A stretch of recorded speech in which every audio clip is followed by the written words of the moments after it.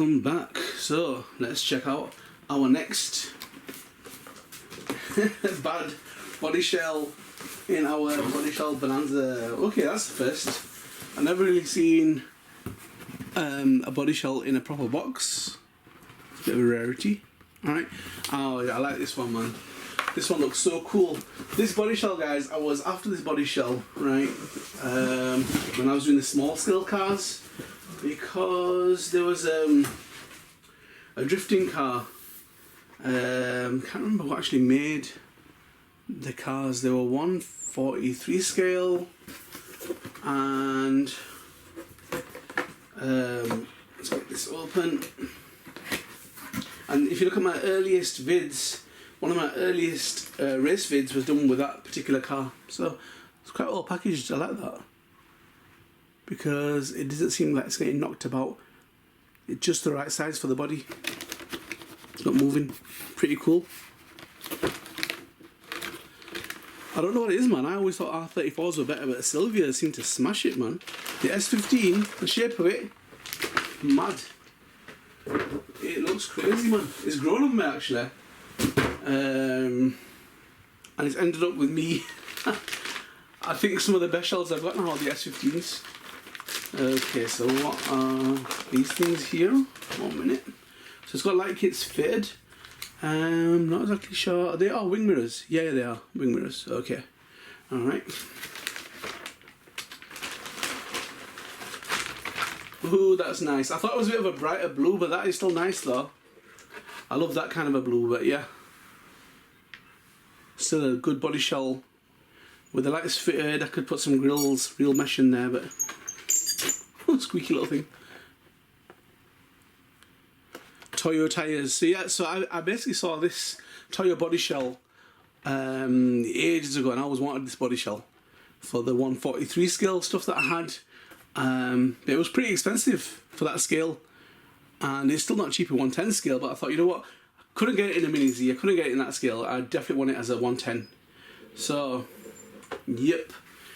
Let's check this little bad boy out on the display stand. Show you what the light fitting's like. It's taped in at the moment. Alright. So, I will definitely reinforce this shell. This is a shell that I probably would drift in, no problem. I just need reinforcing at the front and the sides. I mean, I'd cake it on so it doesn't crack, but yeah. And that's the top of it. Okay, so, yep, guys, this is a body shell that I think is totally amazing. They did sell this as a plain body shell, but you know what?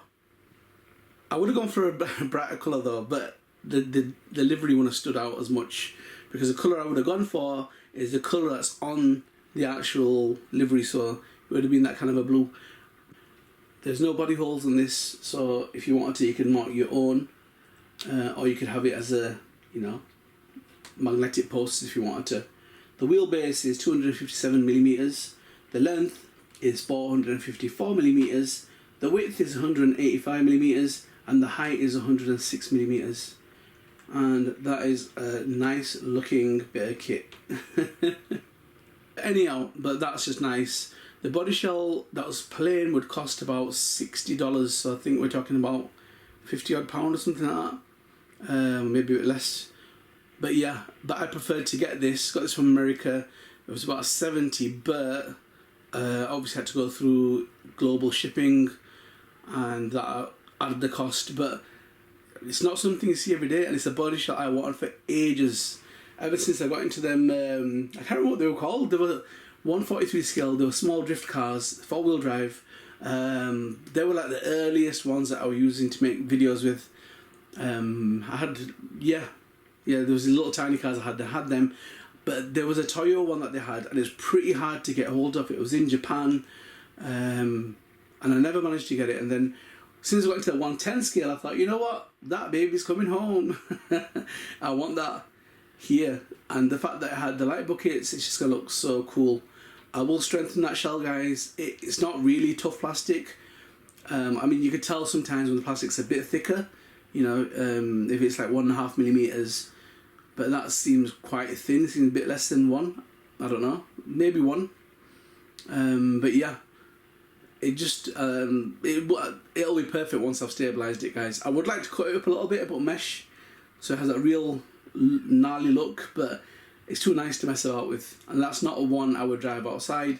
If I go to a drift track, I'll probably use that, but I would like to do something on the sides to protect the sides a little bit. If I can get like a clear, I know it sounds weird, but like a clear sticker that's not going to leave residue, I'll put that over it, just for the when people rub against the side of your car, it starts to mash the side of your car. Look at cars that have been drifted a lot, the side's worn away on a lot of them. So yep, and then I'd even do a little bit on the front even. Do you know what I mean? It just saves your car having you know, the decals warped off a little bit and just looking still kind of crisp and new. If that was a different car, I'd vinyl wrap the car in the same colour at the front. So if I take a knock or I get damaged, I just peel off the vinyl wrap. But yep, I didn't realise that Toyo Tyres had gone into partnership with Flying Lizard Motorsports, and they brought us some cool cars, man. They got the Audi R8, which is the 2015 25-hour Thunderhill race winning car, and then they had the 25-hour Thunderhill race winning Porsche as well. So yep, Toyo Tyres are smashing it. This car though is pretty famous. There's not much I can find on it, but as soon as you put in Toyo Tyres S15, this pops up everywhere as a real car, as a real drifter, and also as an RC body shell.